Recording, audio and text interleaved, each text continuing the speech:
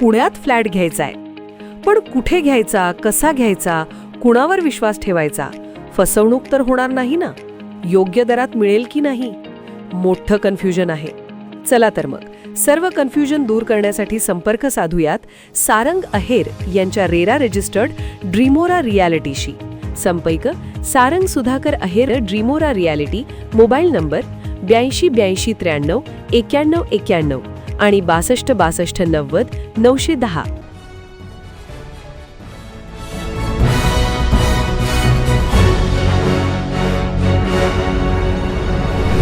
आपण पाहत आहात BCCN न्यूज. सोनम वांगचुक यांच्या समर्थनात काँग्रेससह विविध सामाजिक संघटनेचे कार्यकर्ते रस्त्यावर. मलकापूर शहरात निघाला भव्य मोर्चा. सोनम वांगचुक यांच्या आंदोलनाला पाठिंबा. देशात झालेल्या नीट पेपरफुटी प्रकरणी केंद्रीय शिक्षण मंत्री धर्मेंद्र प्रधान यांनी राजीनामा द्यावा, यासह इतर मागण्यांसाठी सोनम वांगचुक हे गेल्या 20 दिवसापासून दिल्लीत आमरण उपोषण करत होते. मात्र आज पोलिसांनी अचानकपणे त्यांना ताब्यात घेत रुग्णालयात दाखल केले. या दडपशाहीचा निषेध करत आणि त्यांच्या मागण्यांना पाठिंबा देण्यासाठी बुलढाण्याच्या मलकापूर शहरात काँग्रेस आणि इतर सामाजिक संघटनेचे कार्यकर्ते रस्त्यावर उतरल्याचं पाहायला मिळालं.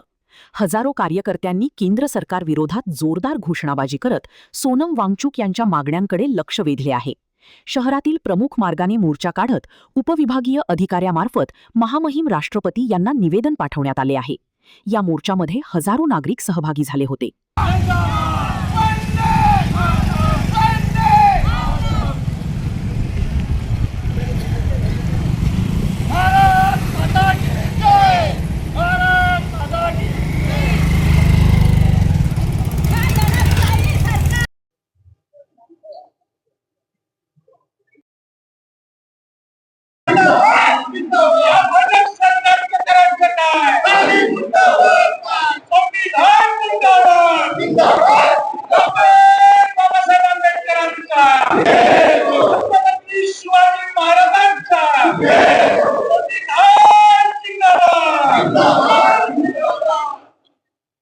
सांगेल की भारतात आता लोकशाही संपत असून हुकुमशाहीला सुरुवात झालेली आहे. कुणाला उपोषण करण्याचा अधिकार सुद्धा ते हिरावून घेत आहे आणि यांच्या विरुद्ध जो बोलेल तो पाकिस्तानी होतो, तो देशद्रोही होतो. अशा प्रकारचं सरकार म्हणजे इमर्जन्सी लागू न करता इमर्जन्सी लागू झालेली आहे, असं या सरकारचं धोरण आहे.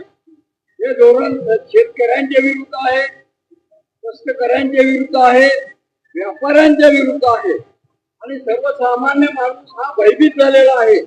वाढलेली महागाई, त्यानंतर वाढलेला भ्रष्टाचार, की राम मंदिर सुद्धा यांना पुरत नाही, यांनी या देशाचं वाटोळं केलं आहे. आणि म्हणून जर आम्ही सामान्य जनता, वकील, पत्रकार, डॉक्टर जर घरात बसून राहिले, सर्वसामान्य लोकांचं नेतृत्व कुणी करायचं? हे लोक आधीच घाबरलेले आहेत आणि त्यामुळे सर्वप्रथम आज जी मंडळी एवढ्या संख्येला इथे आली, त्यात वकील मंडळी आहे, डॉक्टर आहे, पत्रकार आहे, सर्वांचं मनापासून स्वागत करतो, अभिनंदन करतो. मात्र पुढची लढाई यापेक्षा सुद्धा वाईट असू शकते.